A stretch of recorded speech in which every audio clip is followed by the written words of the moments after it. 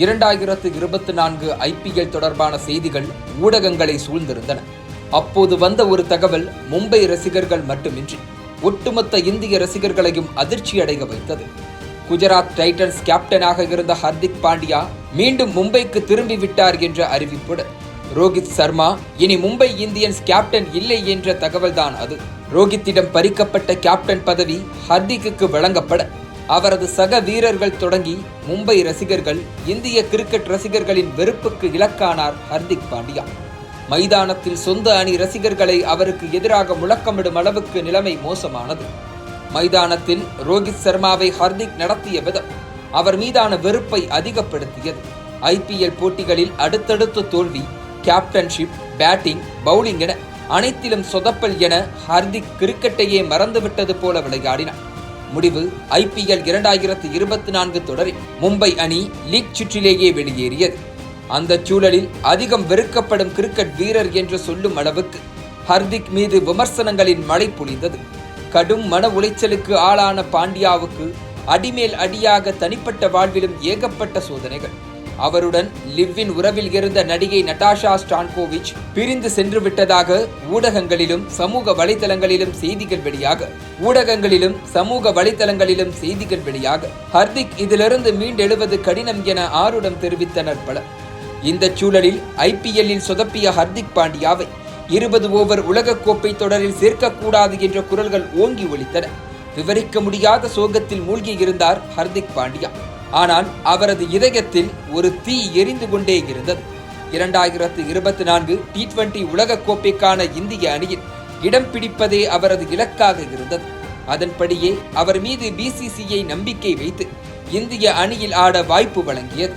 ஹர்திக் பாண்டியாவின் தேர்வு மீதும் விமர்சனங்கள் கடுமையாக எழுந்தன.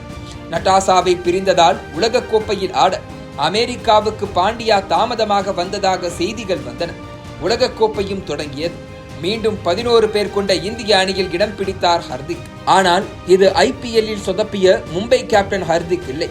இந்தியாவின் மிகச்சிறந்த ஆல்ரவுண்டர் ஹர்திக் இஸ் பேக் என்று சொல்லும் அளவுக்கு பேட்டிங், பவுலிங் என பட்டையை கிளப்பினார்.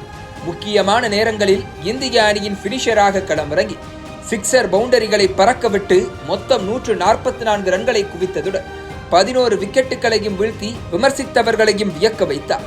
இறுதிப் போட்டியில் தென்னாப்பிரிக்க வீரர் கிளாசன் சிக்ஸர்களை பறக்கவிட ஒரு கட்டத்தில் இந்தியா தோற்றுவிடுமோ என்று எண்ணி ரசிகர்கள் கண்ணீர் விட தொடங்கிவிட்டார்கள். அப்போது என்ட்ரி கொடுத்த பாண்டியா அசைக்க முடியாத 6 அடி அதிரடி பேட்ஸ்மேனாக கிளாசனை அவுட் ஆக்கி ஆட்டத்தை மீண்டும் இந்தியா பக்கம் கொண்டு வந்தார். கடைசி ஓவரில் 16 ரன்கள் தேவைப்பட்ட போது களத்தில் இருந்த தென்னாப்பிரிக்காவின் நம்பிக்கைக்குரிய அதிரடி பேட்ஸ்மேனான டேவிட் மில்லர் விக்கெட்டை வீழ்த்தினார். நெருப்பு போல வந்த அவரது பந்துகளை எதிர்கொள்ள முடியாமல் தென்னாப்பிரிக்காவின் டெய்லண்ட் பேட்ஸ்மேன்கள் தடுமாற ககிசோ ரபாடாவின் விக்கெட்டும் அதே ஓவரில் விழுந்தது. இறுதியாக 7 ரன்கள் வித்தியாசத்தில் தென்னாப்பிரிக்காவை வீழ்த்தி 17 ஆண்டுகளுக்கு பிறகு இந்திய அணி 20 ஓவர் உலகக்கோப்பையை வென்றது. தாடியை கிளீன் ஷேவ் செய்துவிட்டு மீசையுடன் வந்த ஹர்திக் பாண்டியாவின் தோற்றம் மட்டுமின்றி அவரது ஆட்டமும் இன்று அமர்க்களமாக இருந்தது. இந்திய தேசிய கொடியுடன் உலகக்கோப்பையை தூக்கி அவர் உயர்த்திய போது இத்தனை நாட்கள் தான் பட்ட அவமானங்கள், தோல்விகள், துயரங்களுக்கெல்லாம் இதுவே முடிவுரை என்று சொல்லாமல் உணர்த்தியது போல இருந்தது.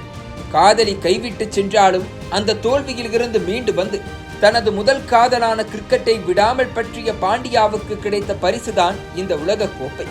கடின உழைப்பும் உறுதியும் இருந்தால் தோல்விகள் கூட வெற்றிக்கான படிக்கற்களாக அமையும் என்பதற்கு ஹர்திக் பாண்டியாவின் இந்த வெற்றி ஒரு சான்று.